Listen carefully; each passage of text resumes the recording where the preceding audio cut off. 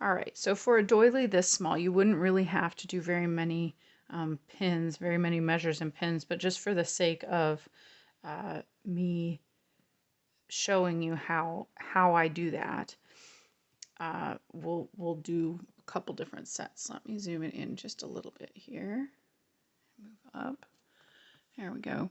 So you can see I've got my measurements, and then obviously you want to go from the same point over here to the same point over here. And by that I mean that if you're put your pin on the outside of the border, the double crochet here, you want to make sure you put it on the edge of the double crochet here. Okay, so I'll start my first one up here. I mean, I'm not going to stretch it too much. You can kind of stretch it and work it however you want to. And then my top row, I guess I don't typically put it right at the corner here. I usually will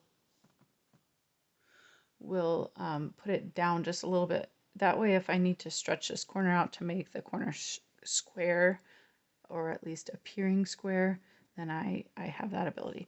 So you can see here I've got my 0 at the edge of the double crochet on the left. I've got my about 3, we'll go 3.5. So I'll put my pin in here, and you want to put it in a place that it has some stability. It's going to not distort too much if you stretch the doily some to make it the right measurement. And then you can see here I'm going to put mine, I'm going to stretch it a little bit just so it makes it at 3.5. So same spot in the double crochet, I'm going to put my pin straight across, and you can use the grids of the doily itself to know that you're straight across. That way it's not ending up skewed in any regard. So again, here I move down just a little bit. Like I said, for a small doily like this, I wouldn't necessarily do this 3 times down the doily. Oops, let me move the camera a little bit since you can't quite see there.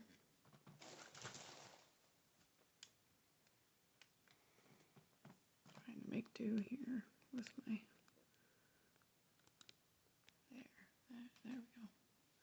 All right, let me turn this just a little so that you can see it more square.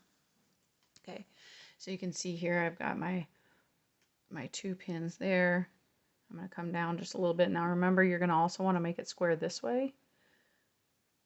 So sometimes what I'll do on a really big doily that it's going to be very visible that if it's square, perfectly square, I will come down to the bottom. I'll put a pin in like 2 squares up. So it's important that you know where your pin is here. So 2 squares up, 2 grids up. And then I'll measure, you know, I've kind of got it the shape I want it.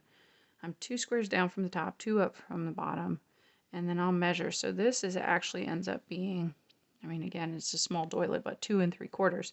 So then I can make sure that my pin over here is 2 3/4 from the top pin, which this side looks a little bit shorter. So 2 3/4 from the top pin, 2 grids up.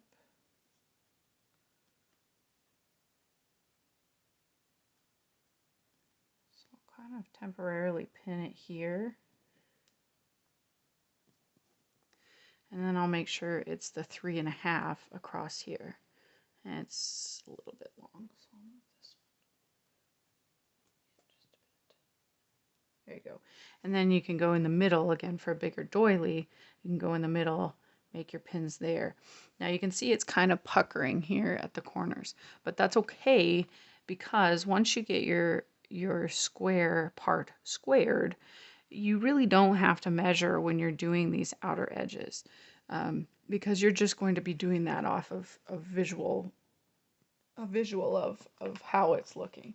So just to show you how I typically pin, I do go through and pin every loop of this of the edging. So remember, this will be wet, so it'll act a little bit differently. But I do have my base pins around the square, and I kind of stretch it out. You can see how that one's stretched out, and that way you can see the loops really nicely. Remember there is a center loop, so be conscious of where your center loop is in regards to this base arch. You don't want to have your center loop clear over here and your base arch is here. So that, because it'll just end up not going well and it'll end up very skewed, especially once you get to a corner, because then you're going to have to adjust. So you can see how that spreads that out nicely, and once you go to frame it,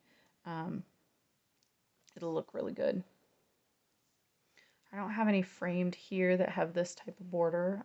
All of them that I've done that have this type of border have been for gifts. So sorry, I don't have a finished product to show you. On the corners, sometimes I will skip ahead, you know, not continue in the loop, but I will skip ahead to kind of a corner middle loop. Sometimes I go around and pin all of my middle loops first, and that way I can kind of fan out the other loops from where that one's located. Let me move this here a little bit. There you go. So you can see I've pinned my center loop here on both of these, and then I'll go back and I'll pin the two lateral to the center loop, and then the next two lateral to the center loop, and that way you can kind of get a nice arch, and again, it's not skewed based on, you know, how you end up moving those arches. So you just go around. I typically wait about 2 days for mine to dry. I do not put starch on them. Some people do. That's just how I have done it, and especially if you're going to be framing it, I don't think it's necessary to do starch, especially because once you have the shape, if you have a place, a crafting and decor place do your framing, they will take your shape from how you blocked it, and they basically, from what I know thus far, they kind of tack it down to the matting that's behind it using your shape. They will not, if you take it to them like this and it's not blocked, it will not be blocked in the frame. They won't block it for you, but they will, you know, they'll take your blocking, your design, and not skew that at all. I've had a couple different ones framed, and they've done a very nice job. I had the first one done at Hobby Lobby, and I had the second one done at Michael's, and both did a very good job. You can do these on your own. I haven't done that yet, and I don't know that I ever will, because the professionals do such a nice job, and I'm kind of intimidated by it and don't really want to venture into that area. But you can buy a small little, it almost looks like a hot glue gun, but what it does is it has a small needle on the end of it that carries thread through the mat and anchors it on the back. So it makes it much easier than if you were to have to go through the mat first and then hand thread. And they're not too expensive. I think $25, $29. So not too bad as far as pricing on those little guns to do your own anchoring to the mat. I have done a couple that I didn't anchor at all, and those were put in just standard frames that I made sure they fit first, and I didn't anchor those, but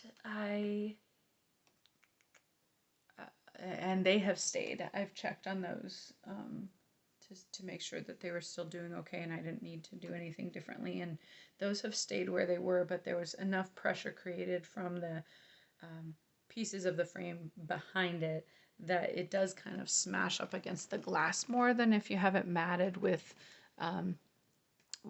more than one mat layer. And that is, again, when that's professionally matted, and that's when they do the anchoring to the mat itself of the doily. So I'll leave that part up to you guys.